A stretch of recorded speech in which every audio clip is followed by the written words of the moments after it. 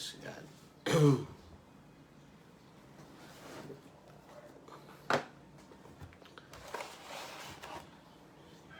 Yes, magandang tanghali ngayon dito sa ating lalawigan sa Catanduanes. Sa aking mga Facebook followers at saka YouTube followers, magandang umaga sa bawat isa. At naisipan ko ngayong mag-live dito sa ating YouTube channel sa Yes, May Magagawa ang Diyos, at dito sa aking personal vlog sa aking Facebook. Sabay po itong aking nakabukas at live po tayo ngayon dito sa ating programa, sa ating programa Yes, May Magagawa ang Diyos. At iniisip ko lang na kung gaano kahalaga na bagamat tayo po ay isang mangangaral ng salita ng Diyos, kailangan din naman tayo na lumahok sa o mag-participate sa halalang ito, sa darating na halalang, dahil pagkatapos ng halalang ito, sino man dyan ang sino man ang ating mapiling mga leader ng ating bansa o ng ating probinsya, wala tayong ibang opsyon kundi ang ipanalangin sila at gabayan sila sa panalangin. But while habang tayo ay pipili ng ating mga susunod na leader, kailangan po nating pag-isipan, mag-isip-isip po tayo, pagnilay-nilayan po natin kung sino ang mga susunod na leader ng ating bansa. Dahil kailangan po nating magpili ng mga karapat-dapat na magiging leader ng ating mga municipal, mga local government unit ng mga bawat munisipyo o bawat probinsya, o maging ating mga magiging mga bagong halal na senador ng ating bansa, congressman at mga iba pang mga posisyon. So, ito lang naiisip ko di ba? Nasa henerasyon na ini, iganing sarong kabataan na kumbaga inisip niya, nag-post siya ng gusto ko lang i-share yung post ng ating kapatid sa Panginoon, na dapat po tayo isipin natin hindi lamang po yung ating henerasyon ngayon, no? Yung kasalukuyang panahon natin ngayon. Dapat isipin natin yung sa ating pagpili ng ating mga susunod na leader, kailangan nating isipin yung mga susunod na henerasyon. Kung talaga ang mga taong ito na nag-file ng kanilang certificate of candidacy sa kanilang mga posisyon ay karapat-dapat nga. At mayroon naman tayong pakiramdam at alam natin kung ano mga nangyayari sa ating lugar, at hindi naman tayo bulag sa mga pangyayari. Kailangan po dapat nating pag-isipan na talagang kailangan natin pag-isipan kung sino ang mga magiging mananalong o sino ang iluluklok natin. Kasi sa electoral process, binabalik ng ating saligang batas ang power sa mga electorates, sa mga botante. Nasa ating kamay ang kapangyarihan kung sino ang gusto nating maging leader. Kaya dapat pag-isipan natin, nilay-nilayan natin, pag-isipan natin kung sino talaga ang dapat na mamuno sa ating probinsya, from sa congressman, representative ng ating probinsya, o ng governor, ng mga municipal mayors. Hindi na po dapat tayo maangang pa. Praise God. Sabi nga ng isang pastor, si Pastor Ed Lapis, sabi nga, ang Pilipinas hindi naman talaga mahirap. Ang problema ng Pilipinas hindi daw kahirapan. Ang problema ng mga Pilipino daw, katangahan, foolishness. Dahil sa kaunting halaga ng salapi o mga bagay, o sa kaunting salop ng bigas, tayo ay nagde-decide na butuhan yung hindi karapat-dapat dahil nga sa sinasabing utang na loob. Praise God. At dito isang post ng isang kabataan at kay kakilala at kapamilya natin sa Kristyanismo. Sabi niya dito, sa henerasyong ito, sabi niya, ito yung kanyang kung paano naisip niya. Sabi niya, isip ko ngaya sa henerasyon na iningon yan, masakit na ang mabago. Yan ang sa inyang pananaw. Pero sabi niya,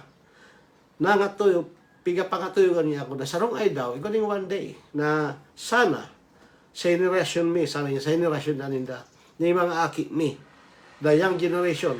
Pag kami naman ang mga gurang, maging kasusupog na ang vote buying. Sana umabot ini sa konsensya ni mga sa maabot daw kasi parang ang kabataan ini baging naway ananing naway ananing pag-asa sa henerasyon na ini kasi nahihiling niya nga ni kung ano ang karampant ang talagang korupsyon, karampant ang vote buying. At sinasabi natin na pag may pera pag yung opinion ng tao kapag malaki, mayaman yung isang kandidato, sure ball na lalabas na dahil sa pera. So sabi niya sa inyong pangatuyogan na sa maabot sa sayda mga kakia sa henerasyon ninda ang pagmakay ng boto kasusupog na. Sabi niya maging kasusupog ang vote buying na people will be so empowered hindi could actually say ano ang hiling mo sa mo na babakal. So dahil sa empowerment ng mga tao, dahil ano ang hiling mo sa mo nababakal ang boto mo. So sabi nga that candidates will be so ashamed to offer money for they know that the people deserve more than that. Alam nyo, sa totoo lang, ang mga Pilipino deserve na magkaroon ng isang maayos, matino, makadiyos, at kwalipikadong, may integridad, kwalipikadong kandidato. Praise God. At naniniwala ako sa ating panahon ngayon, dito sa ating lalawigan, mayroong isang kandidato dito na talagang nakitaan natin na talagang deserving na manalo. Pero sabi nila, hindi yan mananalo kasi walang pera yan. Hindi po, dapat po tayo pag-isipan po natin, mga kapatid. Sabi nga dito, to the point na because they could no longer bribe people with money, ang magiging panlaban ninda, credential, platforms, and whatever they can offer as a public servants. Dapat iyon ang hiniunta sa panahon ini, bako na ining sarong kabataan na nag-post kay niya, di ko na babanggiton, praise God. Ang nag-post kaniyang kabataan na yun na kung saan di na siya sa henerasyon tang ini, bang hindi ng pag-asa, pero ako gatubod ako na sa tuyang ining henerasyon, ikaw pa maning mga remnant na tada na ang talagang babasihan ng sa indang pagpili ng mga leaders. So, yung credentials, yung mga nagibo na, yung platforms, yung kanilang mga plano, and ano pa man ang mga iba pang i-offer nila. Yung mga portfolio nila, dapat yan ang basihan po natin. Yung mga nagawa na nila, ay yung basta-basta na lang kakandidato, wala pang nagawa. Praise. At sabi niya, dahil the enough factor ang money, it will be natural for a candidate who want to do their best and serve the people kasi yun na lang ang pwede nila ma-offer in exchange for the people's votes. Maabot naman sa panahon na ito na bako ng factor, bako ng basihan na maimo ka, pwede ka magkandidato, maimo ka, bako nito. Tapos sabi nga ni kasunod kandidato basta di ko lang sabihin ko anong munisipyo tabaan ma-detect Sabi niya, maski kaya mongoloid, makaluwas. Basta kaya igaling imo, buda bakusog ang pamilya. Bako, di ba? Dapat talagang karapat dapat. Sabi niya, dapat kung ano may offer mo, bako na sa panahon na, sabi niya, maabot niya ang panahon sa mga aki ninda kung sindadagurang na, yung gatam kaining sarong kabataan, kung iningo niya, nasa youth siya. Pero, maabot ang panahon, sabi niya, one day, igo siya ng pangarap, igo siya pangatuyugan, one day. Alam niyo, that one day, sa totoo lang, nung nabasa ko itong kanyang pinost, at alam niyo, yung batang ito, bilib na ako noong paman. Alam niyo, that one day, now is the day. Hindi na yung bakit pa sa susunod na generasyon, now is the day. Kaya itong aking Facebook Live, gusto kong malaman nyo na hindi po tayo nakikialam sa kung sino ang iboboto natin. Hindi ko kinakampanya. Yung sinasabi ko lang na lalong-lalo na dito sa bayan ng Birak, piliin natin yung alam natin na hindi ini-exercise yung power of discretion. Sa sinasabi nila, alam niyo na yung power of discretionary, na kumbaga kahit na qualified yung isang mag-a-apply sa trabaho, pero dahil walang political affiliation at walang, kumbaga walang kumpadre kumare, walang lakas doon sa political, yung mga taong nandiyan na mumuno sa atin, talagang whether well it or not, mahirap.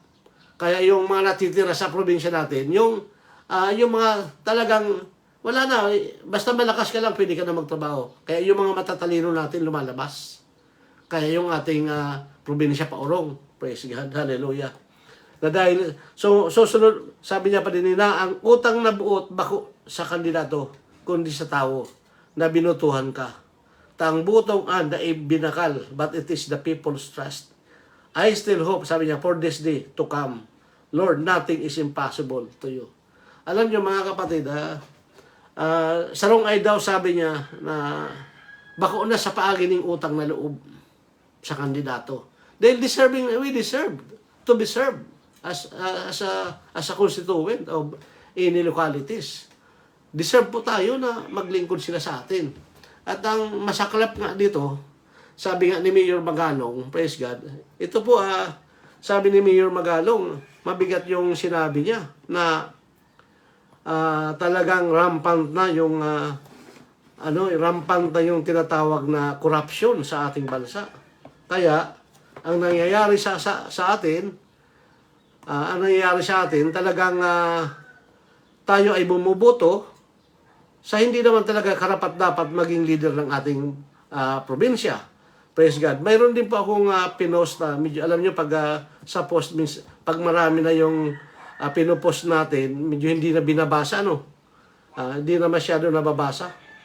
At mayroon pa akong pig-post na talumpati na binuo kong speech po para tayo. So, pagpili na tayo ay maging makadiyos.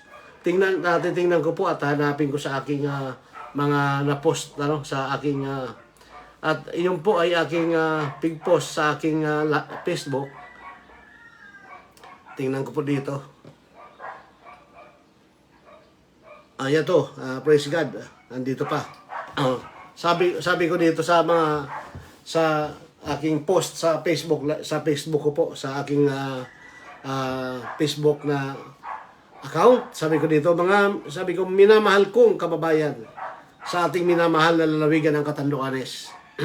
Sa araw na ito ay tayo ay humaharap sa hamon ng pagpipili ng mga karapat-dapat na mangunguna sa ating minamahal na isla upang pagnilayan ang halaga ng malinis na tapat na halalan. Bilang mga anak ng Diyos, tinawag niya tayo upang mamuhay ng tapat, sabi niya, mamuhay na may katuwiran at katarungan.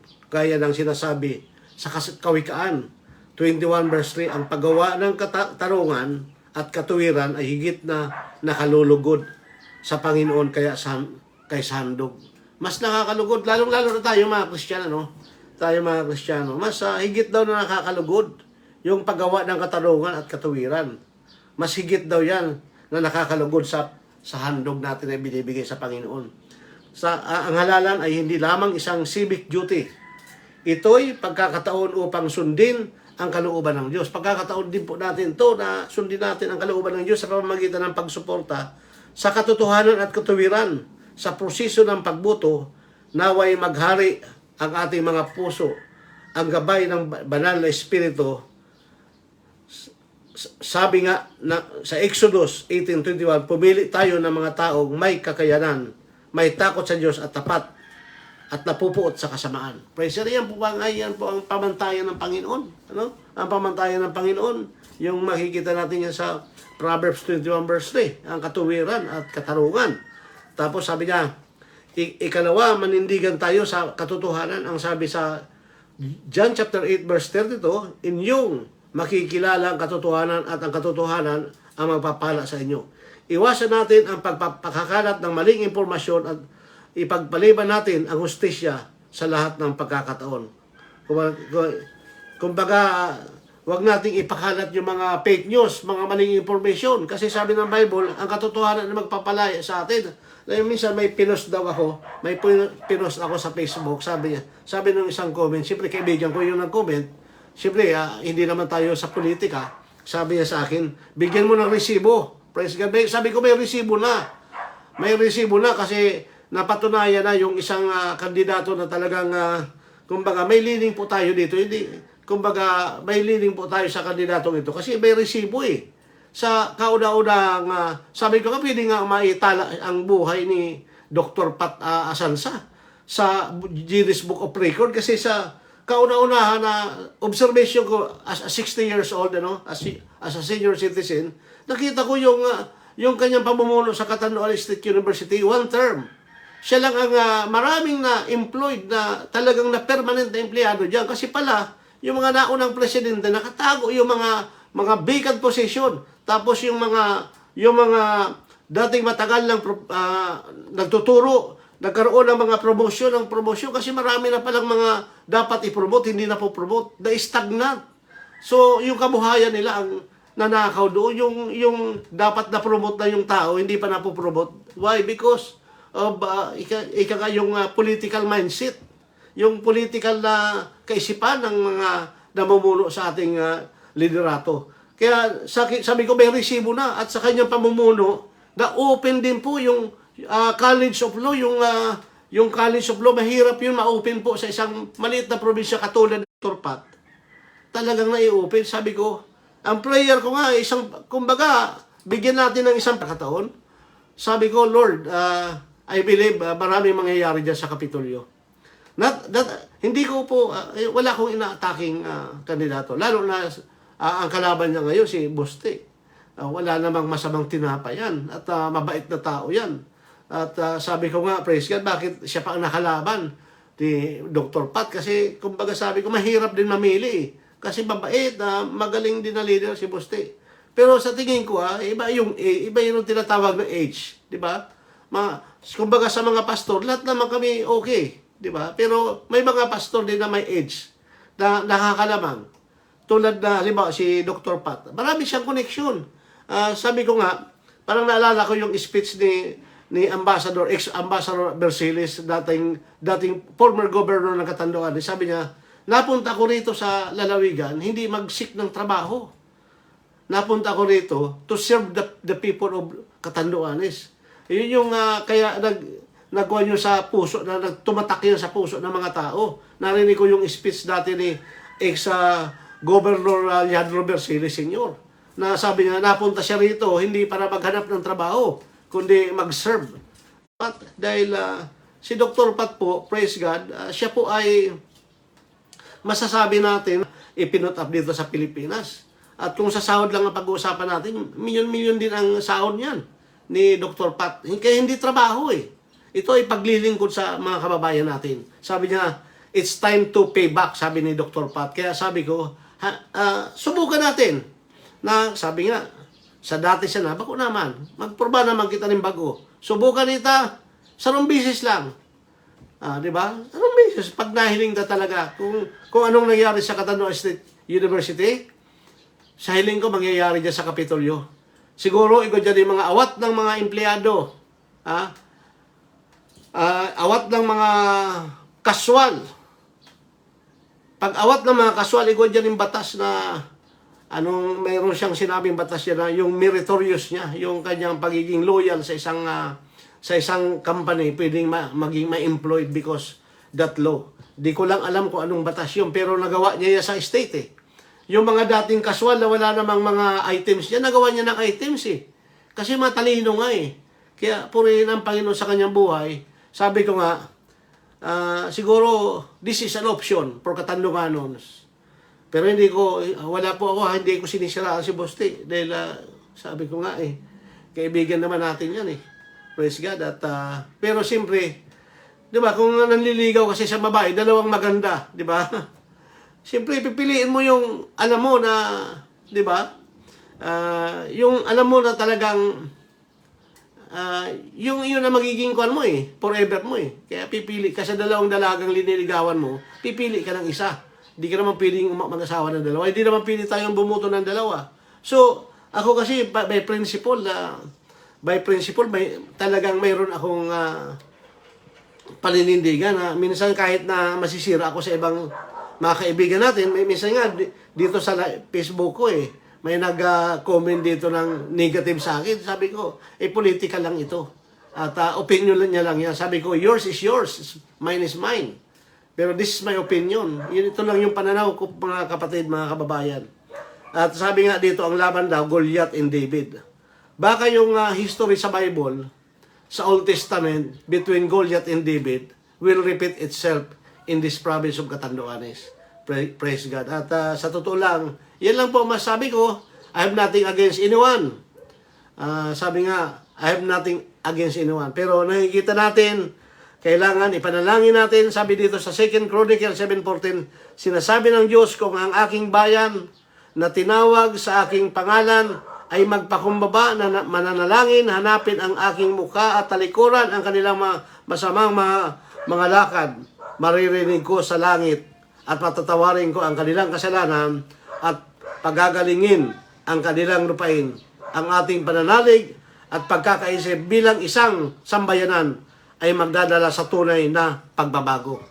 Praise God. At sabi kaya mga kababayan, sama-sama nating itaguyod ang isang halalan na kalugod-lugod sa Diyos, malinis, makatarungan at makabuluhan, sapagkat sa malinis na halalan maisa sa katuparan ang plano ng Panginoon para sa isang mapayapa at maunlad na bayan ng Catanduanes.